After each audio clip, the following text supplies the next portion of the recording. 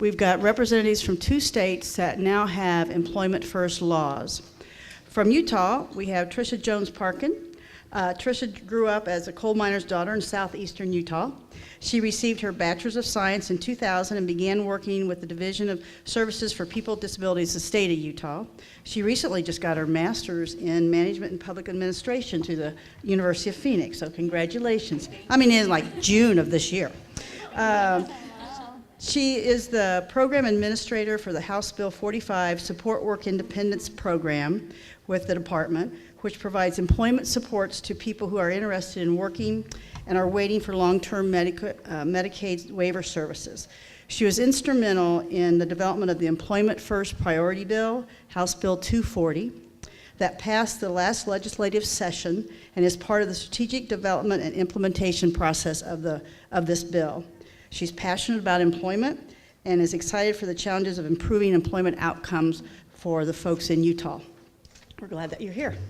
We also have from Kansas, Wendy Parent is a research professor and assistant director of the Kansas University Center on Developmental Disabilities, the Center for Excellence in Developmental Disabilities at the University of Kansas. Boy, they make those long, don't they? You know, we just say the you said, and we all know it. Anyway, she has more than 25 years experience in the areas of support employment and customized employment, as well as transition services.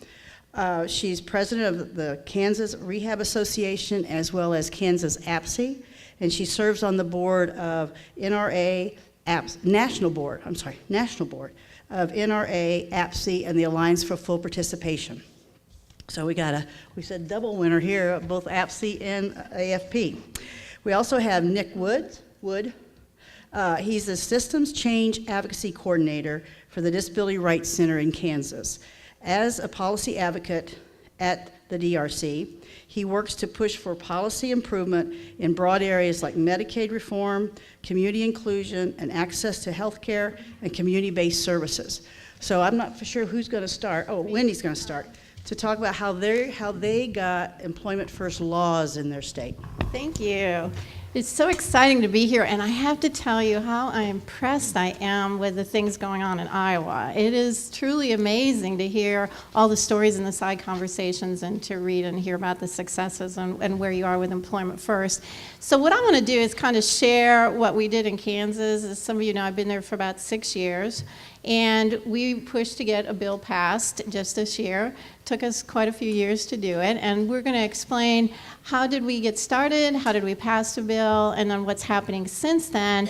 And some of these things you're already doing, and you're in a good place, and there's some tips from some of the mistakes that we made and some of the problems that we encountered that could be helpful in your journeys here to maybe get legislation passed. So how did we get started? That's always our first question that we ask. And to begin with, I think the very first part was we started spreading the word. To me, on a national level, Employment First is really exciting because it's rejuvenated our field. It's giving us some new momentum and some new energy to, when I go to Employment First events, there's a lot of folks that have been involved with employment for many, many, many years, and this is giving us something, kind of some new direction and new excitement. And so we started mentioning it everywhere we go. Like my kid says, Mom, you're a broken record, get a life, you know? And so that's all I could talk about, Employment First, Employment First.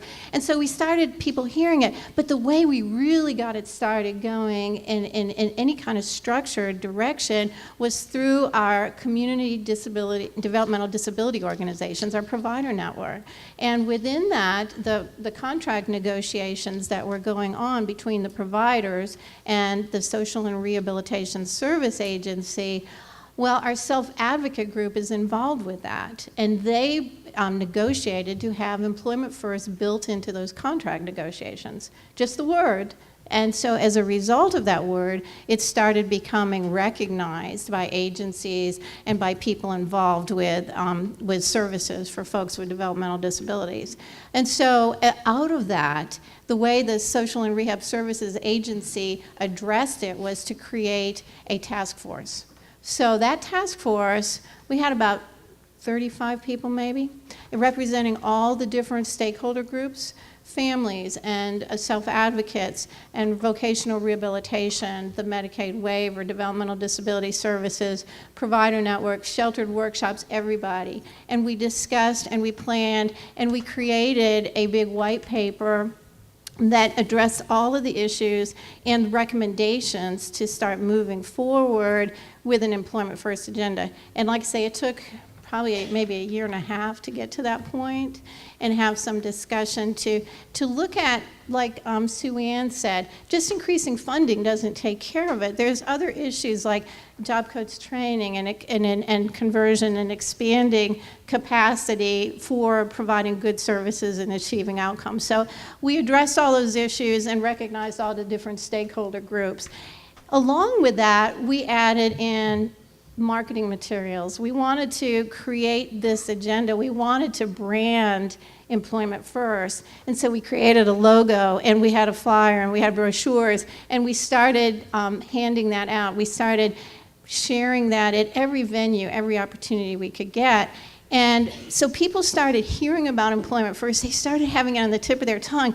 And even those people that didn't really understand it wanted to get on board, like, oh, I want to be a part of that. That sounds like fun.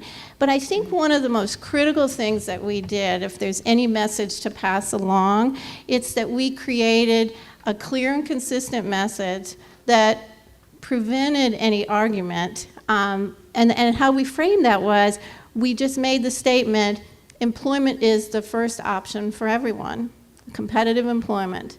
As a result of that, nobody could argue with us. We didn't create a yes and no. We didn't give sheltered workshops or other people a chance to say, oh, well, no, we can't do that. We just said employment is the first option for everyone. Oh, yeah, that's right. People had to go along with it. So as the momentum was created, people were going forward with us. And so that, I think, was one, when I traveled to other states, I think that was one of the greatest advantages we had, was to avoid those discussions. So we kept it on the agenda of moving forward as employment being a first option, as opposed to getting sidetracked with all these discussions. Can we, should we, all of those kinds of things. And the people that really didn't believe that everyone could work weren't thinking about all people. They're just thinking about a certain group of people, and they were going forward with that agenda.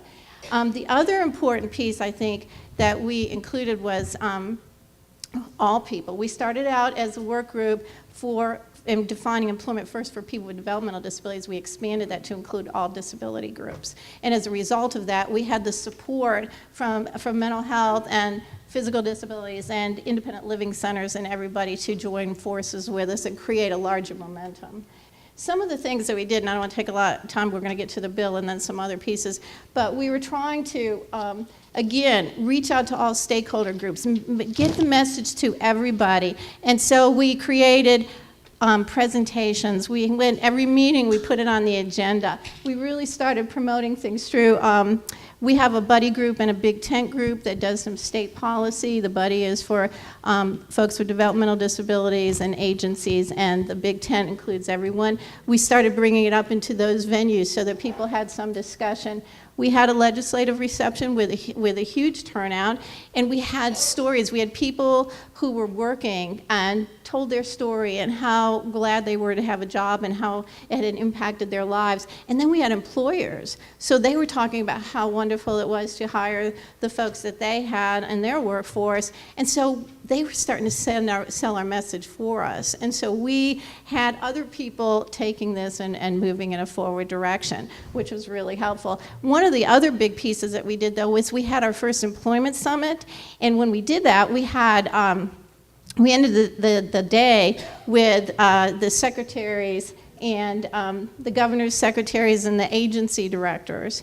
And we had 300 plus people, and we started pushing the agenda and asking people, what would you commit to? What is it that you'll say you'll walk out of here and the first step you're going to take in an employment first agenda? It started forcing the issue, and people made public commitments that they had to move forward with as they left that room. This was all the leading edge to get up to moving forward with the bill, just created the atmosphere and the environment and set the stage. So as we were moving forward with legislation, people were kind of ready to go. And Nick was our leader out there making the bill move forward, and so he's going to talk about how we got that actually passed.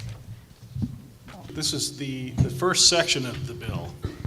So I'm not going to read the whole thing, but you can see that the focus is on competitive and integrated employment.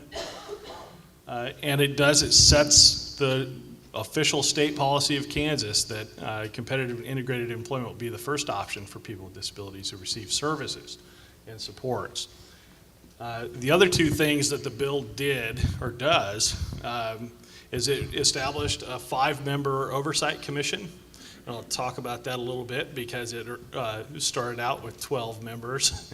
And it also designates a state agency to kind of facilitate the activities of the Oversight Commission. Wendy kind of described my role as taking a lead, and really I did the legwork really for the brain trust and the collaboration. And so in Kansas, our state legislature meets from about January through May. They can go into June or longer. I don't know how many other state legislatures work that way, but it makes for a pretty fast and furious session. And so there's definitely strategy involved just for getting out there and educating policymakers so that they're just aware of what you're trying to do and what you're trying to push along. And I guess I should say a little bit more about my role. I work for the Protection and Advocacy Agency in Kansas. So how many people know what a P&A is? We, in Kansas, we have all the P&A grants in one office, and we work in the state capitol. And we have state and federal statutes that require us to do education and outreach with policymakers. So that was my role in Employment First. I guess, just to say a few things about messaging for policymakers, that the Employment First initiative, it took a lot of turns.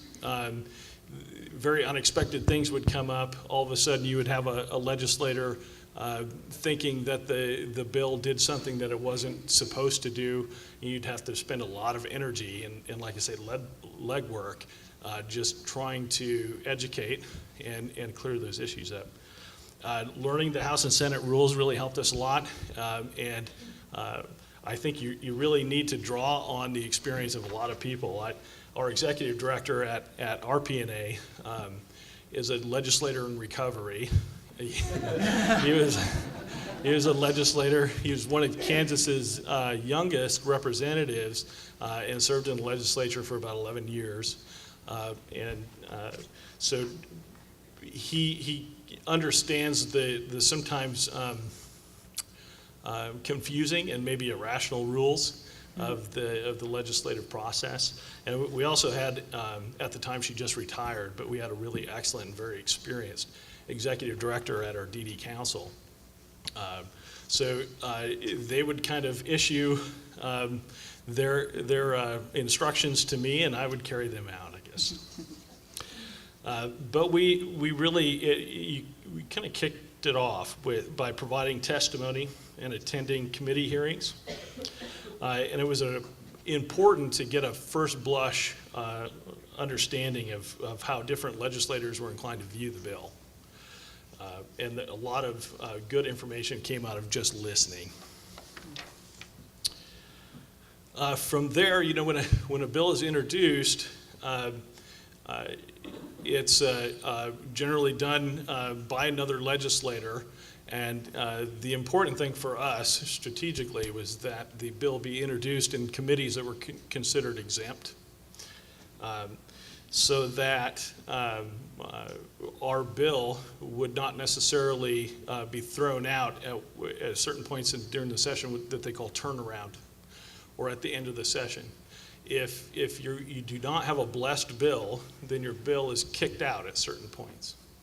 And so that helped us a lot in terms of what we needed to put energy into and what messages we needed to get across and what kind of decisions we needed to make at different times. Because we always knew that it was introduced this year, but it could be it could sit in a committee and still be voted on next year. So after the introductions, we had face-to-face meetings with committee chairs. We introduced the bill both in the House and the Senate simultaneously. We essentially, the committee chair has to say, we will go ahead and work this bill, quote unquote, in committee. First they hold a hearing, then they work the bill. Every step of the way, and this is what I took a large hand in, is we had to develop a lot of written materials for the legislators. Generally, when you do get a chance to meet with one, it's a very brief amount of time. I think most of the contacts I had were 30 seconds or less. So you try to be recognizable, you try to know exactly what you want to say and what kind of message you want to get across, and put a flyer in their hand. So this is I'm just going to do a quick rundown, and if you have any questions, feel free to let me know. There's a lot of anecdotal stories that I think are interesting, but just step by step, we based on the work of the collaboration, proposed the bill to the legislature. In Kansas, the revisor's office drafts most bills. So they'll take your idea and they will put it in their legalese. The important thing about that is that the way they interpret what you're saying or what you're asking for could be different than what you're thinking. And so along the way, it was really important that we clear up any misinterpretations. And in fact, right off the bat, we had a hurdle where we had to then go back to the legislature and recommend an amendment, basically clearing up the language that the revisor wrote, which led certain policymakers to believe that the bill was essentially a job preference bill. So back on the third or fourth slide where you see the language from the bill, there's actually a sentence in there that says, this is not a job preference bill. And so that's the kinds of things that I think you have to do just to put some legislators at ease, and so that it's very clear what you're talking about. So every amendment required a new memo. We would draft memos upon memos every time something changed with the bill, and because we had bills in both houses, we had to track the changes and draft memos for different legislators, depending on what they were needing. A couple of interesting things is, as the session wore on, there was some kind of back and forth that really didn't have too much to do with our bill, but the back and forth was between the House of Representatives and the Senate. And it just had to do with it being a kind of a contentious year as far as the budget is concerned. And the House of Representatives wanted to take out the Oversight Commission from the bill. They said that that's creating new government, and we can't do that this year. And the Senate wanted the Oversight Commission in the bill. And so they were aware of the differences, and they were pretty dug in on both sides. So actually what ended up happening is the bill passed the House of Representatives, sans the Oversight Commission. Then what happens is, because it was still in the Senate committee, it goes over to that committee, and they then had both bills. They replaced the Oversight Commission to spite the House of Representatives and then ended up passing that version. So then what happens is it goes back over to the House of Representatives, and they have to decide whether they're going to accept the changes that the Senate made. And the committee chair of probably one of the most influential committees that originally had the bill decided he just was not going to allow that to happen.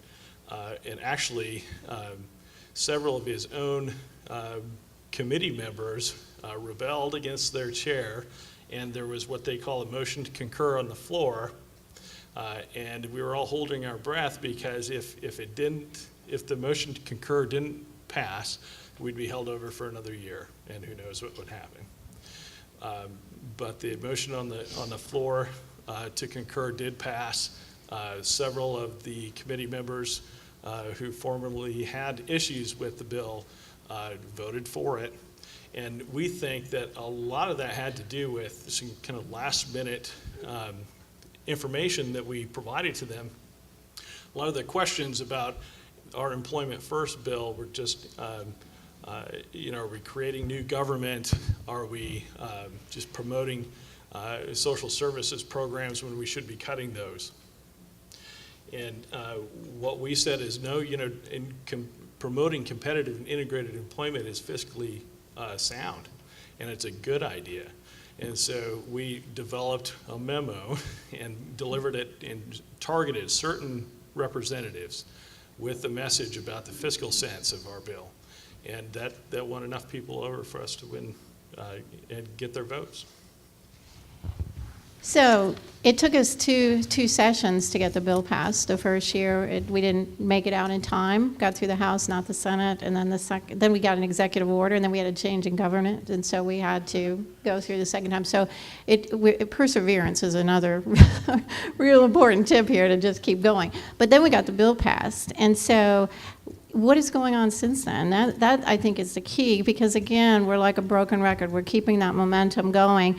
The task force turned into a work group and has continued on, addressing some of those many issues that are in the bill that that are in that recommendation white paper that we made, because we know that even with a bill, we need to address those real practical issues. And some of them are real issues and some are perceived issues, but either way, we've got to address those with all VR counselors, with provider networks, with families, with the DD system and everybody. So that's what we are working on.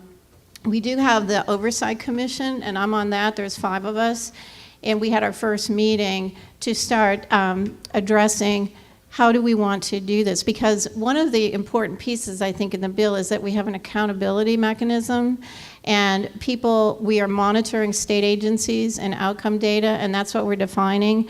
We have to report to the governor at the first of every year, and so we're going to meet monthly. We have our next meeting next week, and to define how are we going to measure progress, which will probably fall on me because I'm the only researcher on the Oversight Commission, and I don't have that answer yet, but we're working on it. But anyway, how can we do that and then monitor over the 5-year period to see that change and progress has occurred?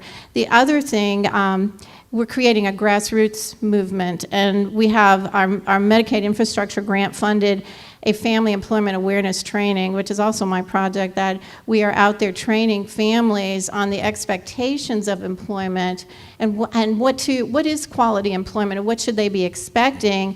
And then we also, the self-advocate group that was responsible for getting into contract negotiations has a grant through the Developmental Disability Council to go out and promote it within the schools to other folks with disabilities, to other self-advocates, and really get the message out there. So we're pushing from the bottom up for people wanting employment, and from the top down of changing those policies and trying to do the training and the things in the middle to make some of those things happen.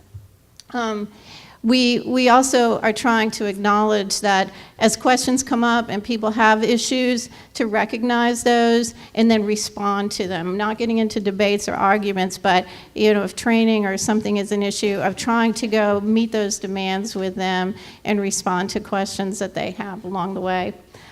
We also created an Employment First website that shares information and for people to have access to. And we have a second employment summit that we just started planning for that will occur next year. I think one of the real exciting things, too, that we've got going on is our vocational rehabilitation agency put up $1.5 million to implement Employment First and try and see what does it take to basically conversion, like with the Florida and Vermont, what these folks did, but in 2 sites. 2 case management catchment areas, so it's not just a provider, but it's those catchment areas with multiple providers, one in the Salina area and one in Wichita. And so it's looking at what does it take to get folks that haven't been working and historically haven't been out of the workshop or off the waiting list and moved into employment.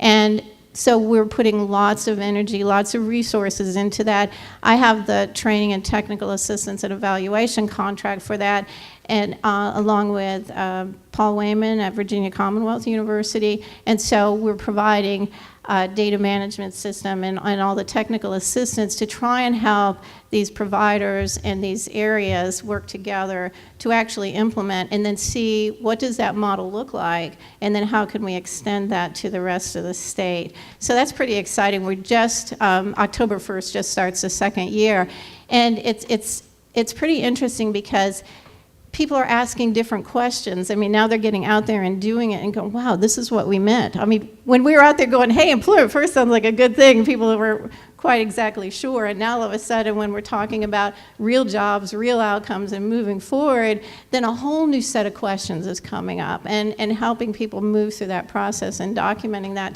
to try and help figure out what we can do to keep that going. A couple of things that have come out of that, though, is an expedited referral so that people are able to have an open VR case within like 2 weeks. It used to be 6 months in some places, but and some varied timelines. And also revising our pay for performance so that we've adjusted the rates and we're trying to see how close we're getting to what it actually will take. I think some of the unexpected outcomes that we're seeing is that informally, Employment First is starting to take off even in those areas where we don't have the Great Expectations project, so that some places are changing their person-centered planning process. So the first statement is, what kind of job do you want to have? And really starting to drive the whole plan by employment as opposed to having it somewhere at the end or maybe not included at all.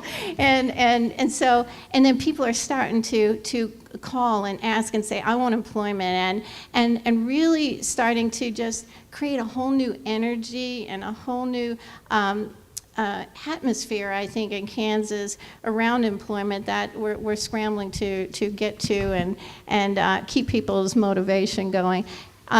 We're also including employment, I like to say, on every single thing that we do, and places that it has not always been on the agendas.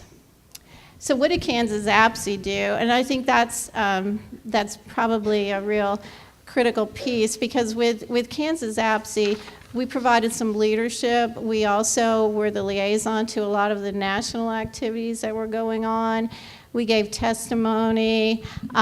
We also were co-sponsors of some of the events that were going on, and just kind of allowing through the provider networks and our membership to be able to again have another capacity to share Employment First and provide information and gain momentum and get to another group. So we did provide a lot of leadership and carry that torch forward, and keeping that national APSI agenda going within Kansas. And our contact information, so. I'm Tricia, and I don't know if anybody is familiar with Utah or been to Utah, but our story is very different, which kind of mirrors Utahns as a whole. So a little backwards maybe might be another term you could use.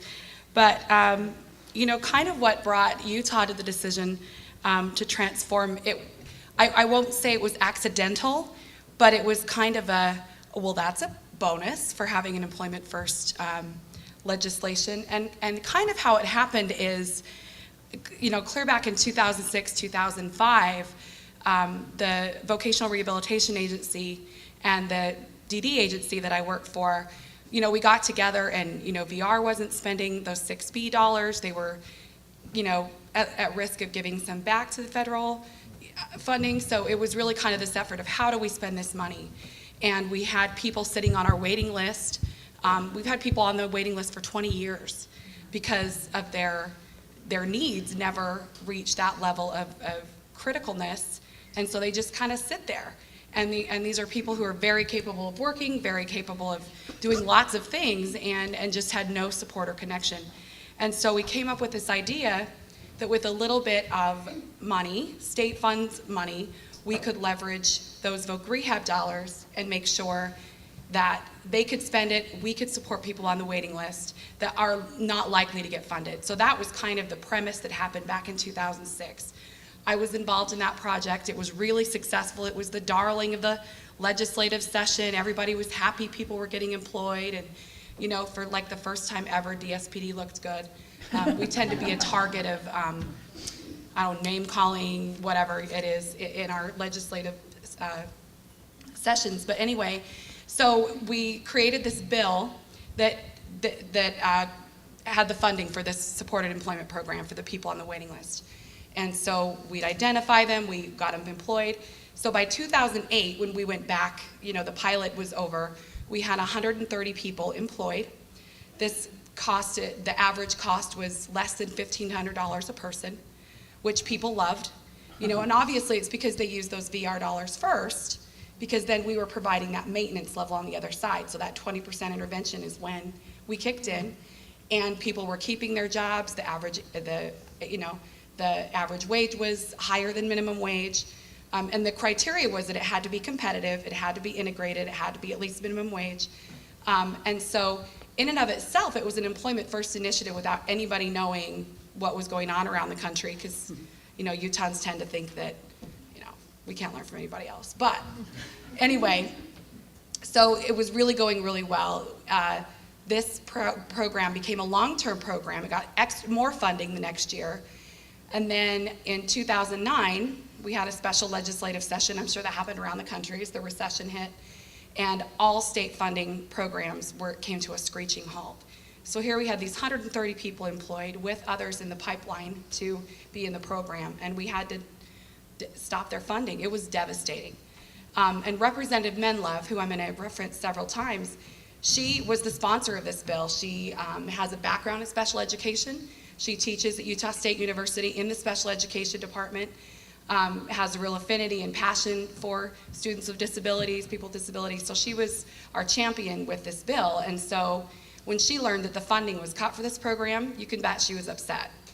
And so it took 2 more sessions before we were able to kind of economically recover and consider putting money into this program. So literally other parts of our department got cut, and there was a line item budget for this, for House Bill 45 is the name of it, but for this waiting list supported employment program. The bill was there, it just needed money. And so she put money in there, and I literally, you know, till the session ended that night at midnight, I was looking and waiting for it to change, and something was bad was going to happen. You know, so the next morning I go in the office and I'm, you know, just shy of doing cartwheels, because nobody really believed that we would get this money back for this program. So this was in 2000, so for fiscal year 2011, so just this last year, we had this one-time money. And so in October of last year, after we'd had, you know, the money for a few months, Representative Menlove got everybody together, the director of VR, the director of human services, the director of my agency, myself, the Disability Law Center, so pretty much everybody that had kind of been involved in this process before, and said, okay, so you know, what's it going to look like? Are we going to do this again? Are you supporting this? This program's doing well. We want to do this again. And you know, everybody's saying, oh yes, of course. And and I'd been researching employment first and what was going on in other states, and I was very excited about it. I'm one of 2 people who are members of APSE in Utah. I'm not proud to admit that we don't have a chapter, but I really believe in what everybody's doing in APSE. Again, we're an odd group. And so I had talked about what was going on nationally and about employment first, and Representative Menlove said to me, you know, and I told her, I said, you know, this is kind of an employment first initiative without having that title to it, and you know, it's very important, and it mirrors what's going on around the country. And she said, well, why don't we have employment first here? And I said, well, I don't know. And so she said, well, why don't you send me what you have on it? What can you tell me? So I, you know, nervously researched Kansas and Minnesota and everybody that was had policies, not even necessarily legislation. And I put it together in this whole big thing, And she said, okay, great. So I didn't really expect to hear anything from her. And then I guess it was in December when our budget proposals are due for the legislators. Line item as a proposed cut was money for the employment program for the waiting list. So of course, the next day I get a call and she says, can you draft me some language for this bill, for this employment first thing? So I, went through it and I figured out what I could do. And really what her intent was to change policy. So she saw this employment first opportunity as a way to protect the money that she had worked tirelessly for in previous sessions and in, for this waiting list supported employment program. She saw this employment first policy as a way to protect that money. That was really her biggest, her largest purpose in it. And, and so I didn't really know what she wanted to do with it. I was just happy. And so I didn't see a draft of the bill. Nobody really saw anything. We didn't know what it was going to say. And then just before the session started, it popped up and it named our agency, so Services for People with Disabilities, Vocational Rehabilitation, and Workforce Services. They were very surprised because they've really not really been to any of the tables with DSPD and VR. We've always had a really great relationship. So I get calls from these workforce, why are we named in this bill? Is this an accident? What's going on? Why are we named, And I didn't know. But anyway, so she presented it in the Workforce and Economic Committee. It passed unanimously. I don't think anybody knew what it meant or why. It just said employment and there wasn't a fiscal note on it. So it passed unanimously. Then it went to Health and Human Services. And I was kind of nervous there just because I knew some of our provider agencies that are focused on sheltered employment and things like that. The buzz had kind of gotten out about it. And so I kind of was nervous, but it passed unanimously. So we have this bill that you all have been, and other states have been working for years trying to get stuff going, and we have a bill, and now we have to start. So, hence the backward story. So I feel a little silly sharing my experience that was like, well, it happened on accident, and now we're starting from ground zero. But I'm actually really excited about that. I've been in several work groups and with people for several years, and the same conversations keep happening. Oh, well, the economy, and oh, well, this isn't for everybody. And we have people that really, a lot of the things that everybody's saying here, it's amazing that people have the same experiences across the country. I'm going to be sure and share that when I go home. But anyway, I feel like it gives us the power to actually make the changes. And you had mentioned earlier that, just because you have a policy or legislation in place, unless I shouldn't say policy, but even if you have legislation in place, unless you put something behind it, it doesn't mean anything. And that's something I keep saying in our work groups is I don't want this just to be on paper. I want this to be a powerful way, to transform how we deliver services and, really make a difference. I mean, just to be honest, we did just kind of a study in 2009, just kind of where we were at for every one person, and this is on our waiver.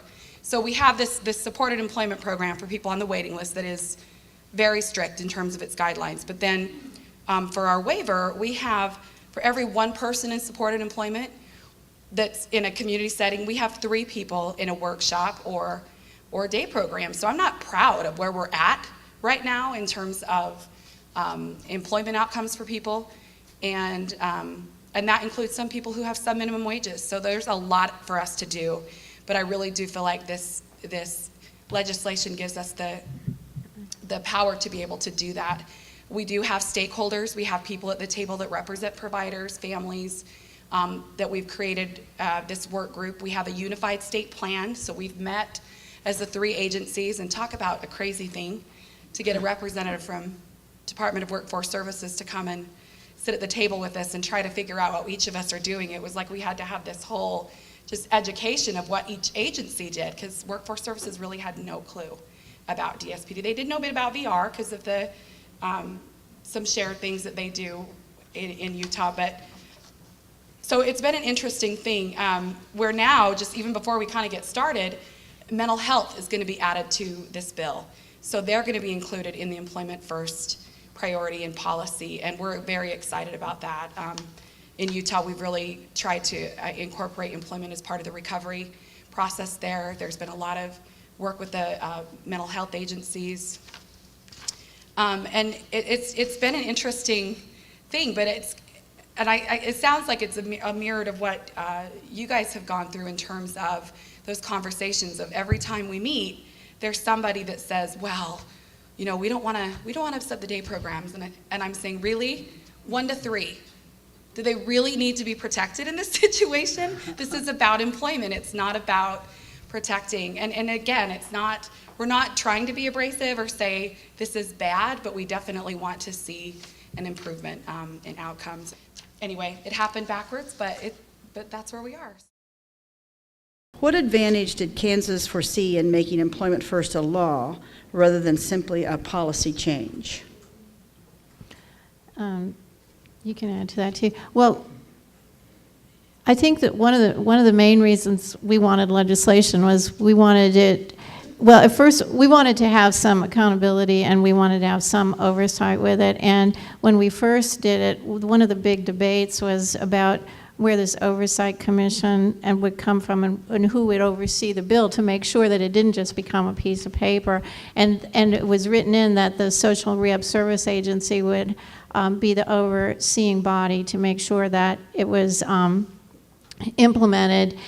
But they wanted money with it, and we knew if money was tied to the bill, it would never pass. And so we ended up arguing about that and switched over to the governor's office. It was Nick and Jane who were over there meeting with them to see would he appoint someone to oversee that and monitor the Employment Commission. Before that, we had an executive order, and when the governor changed, then it was not. It was a wash. It just disappeared because that governor didn't honor it. So we were really concerned about not having legislation that would not only make it a mandatory policy that people would have to follow, but that there would be some accountability so that we could actually have some outcomes from the implementation. I'd also say that, you know, this is just kind of one idea. You know, there had been a lot of effort over a long period of time to get competitive and integrated employment part of our services, and we weren't making progress in a lot of the areas. So I think there was a real push by a lot of us to say, well, let's go for the legislature, let's go for the bill. And, you know, I think that one thing that it does, and this is me speaking as an advocate, but what I look forward to is progress related to the law. And so when when programs are initiated in the future, they're going to have to comply with the competitive and integrated employment law. We're looking forward to regulations being promulgated. So it gives us another avenue for advocacy that I don't think that we would necessarily have. Did you want to add anything, Tricia?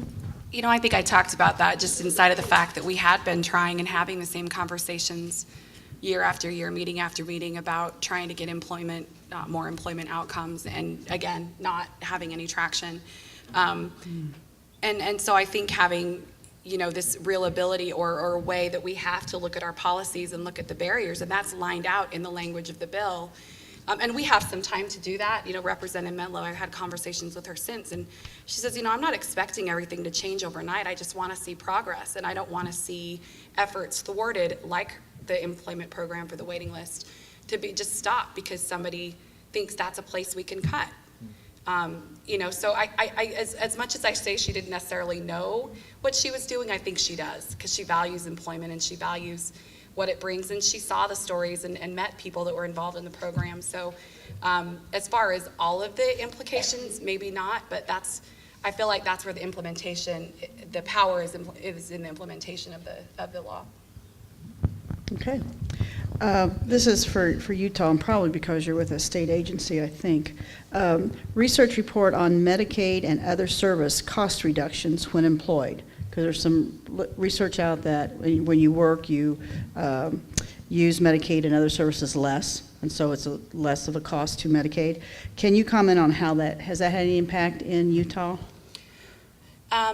We have done we did some studies with the folks that participated in those projects early on, so like 2006, 2008, and we did show, as far as that, the economic impact study, as far as the number of Medicaid dollars used and public service kinds of things that they used versus being employed.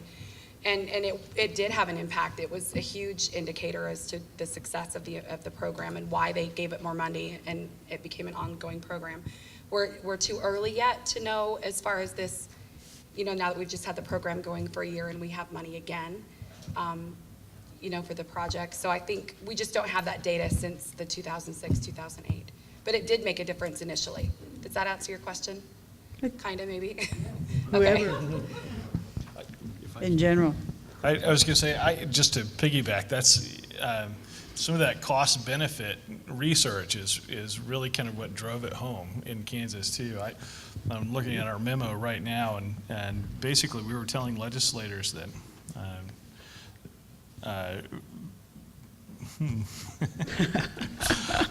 Real decisive statement. variations across the United States and its territories range from $3.57 an hour in savings to 37 cents. And so we were saying, in other words, for every dollar spent to support someone who supported competitive employment yields a return on investment of $1.20. And we were saying Kansas is doing that, and we're 46th in the nation for competitive and integrated employment.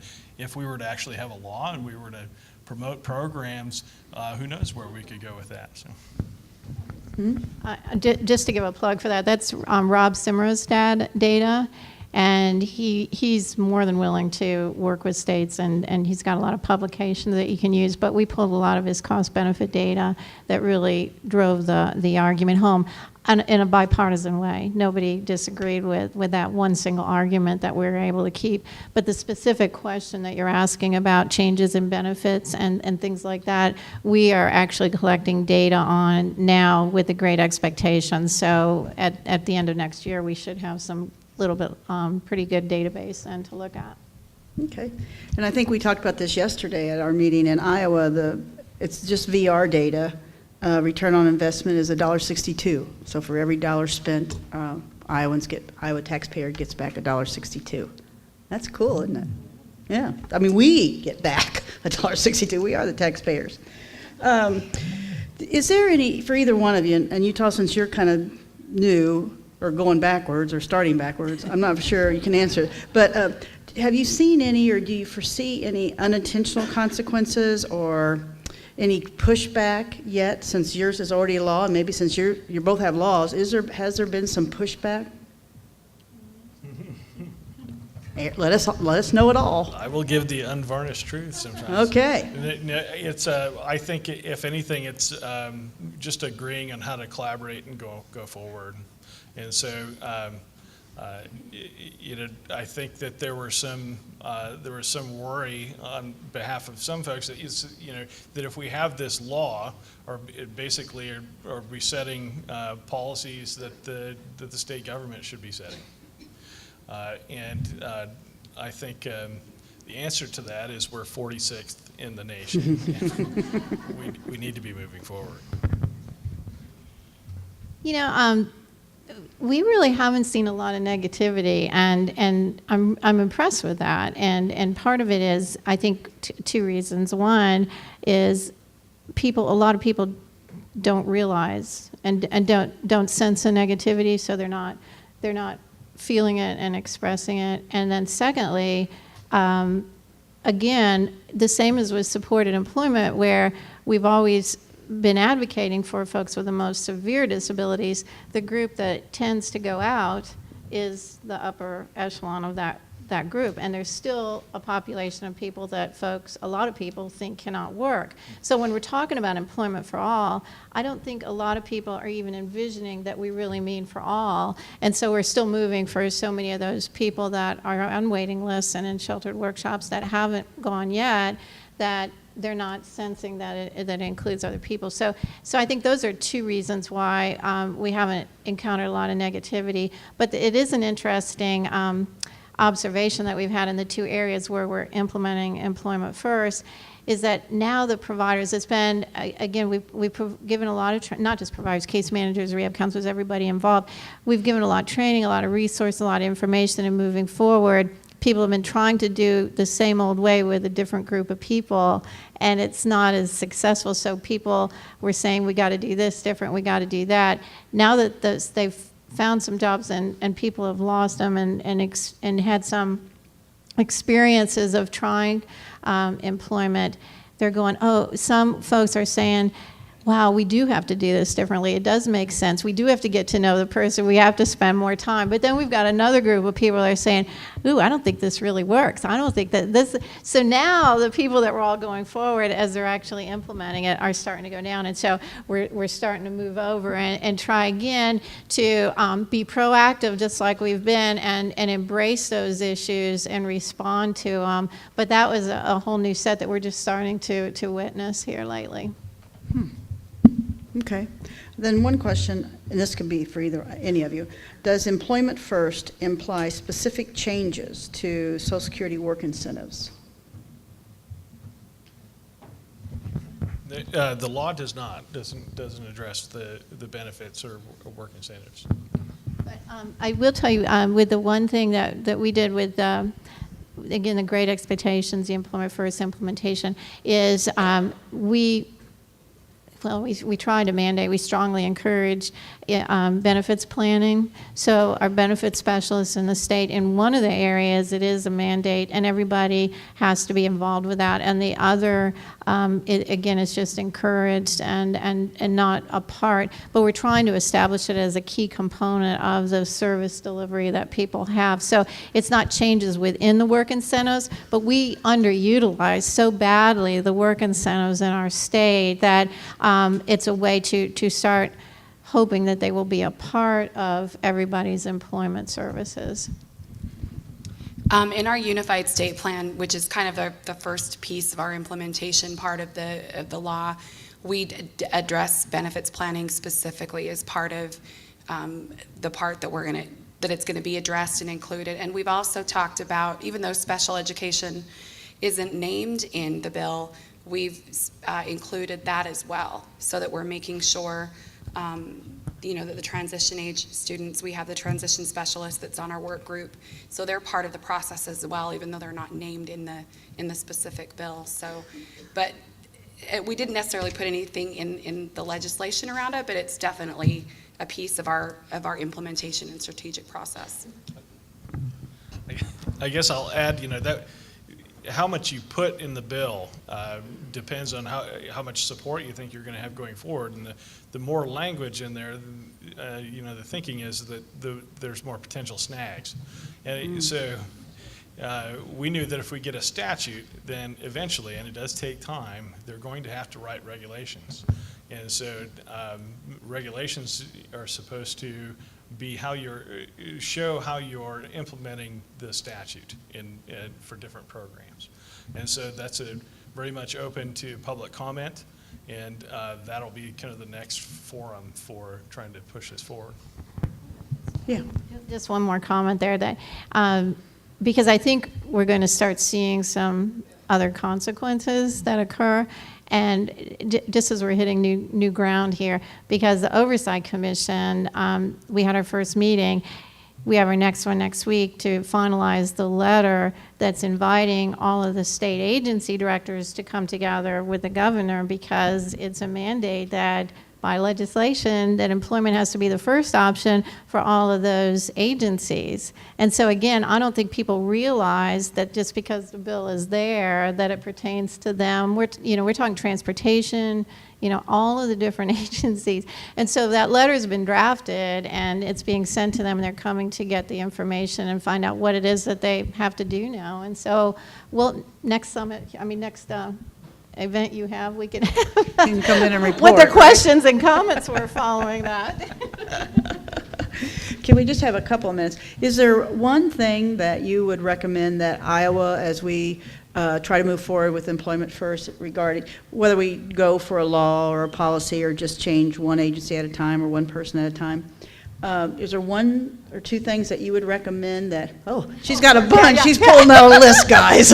No, I've been going to a lot of states and I've been talking to them. I've been participating in their meetings and their task forces and presentations, summits, all that kind of stuff. And what I hear an awful lot, and I understand it, but I would caution against it, is that I hear people talking about, like, how do we define employment first, and who are we talking about, and how do we define the people that are served by employment first? And so they're kind of, I don't know, it's really simple in its concept when you just take the policy or the legislation, employment for all.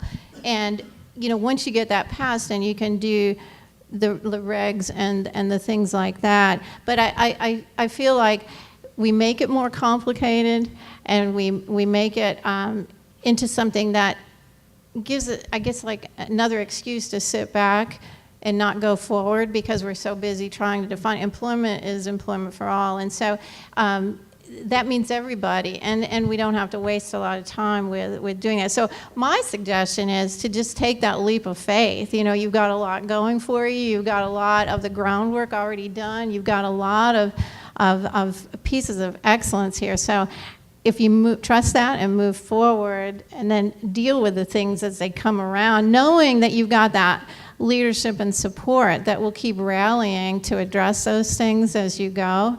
Otherwise, I think we get right back into some of the things that we've seen in the past where we just keep waiting for that perfect moment or waiting for that perfect answer before we take that leap. So. Mm-hmm. Good advice, I think.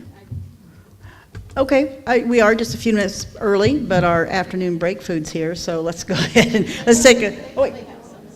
Oh wait. Oh, I'm sorry. Okay, I thought I got the word. Oh wait, they're not done. Hang on. Oh, they are done. Wait, they are. I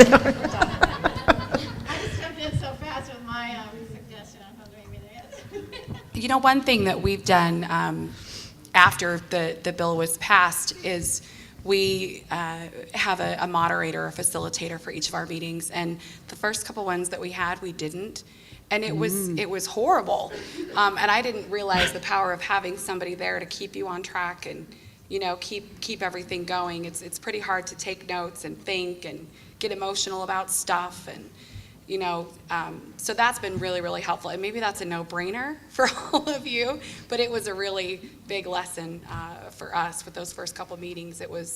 I left there feeling like, oh my gosh, we just need to blow up our policy book and start over because there's so much to fix, and it seemed overwhelming. But as we, kind of broke it down and kind of tried to prioritize, okay, what are we going to do this first year? What are we going to do, this second year? So having a plan, and the things that I looked at from other states all did that, but in my mind, it should have just happened magically that way, and it didn't. So having a facilitator for us really helped. So. Okay.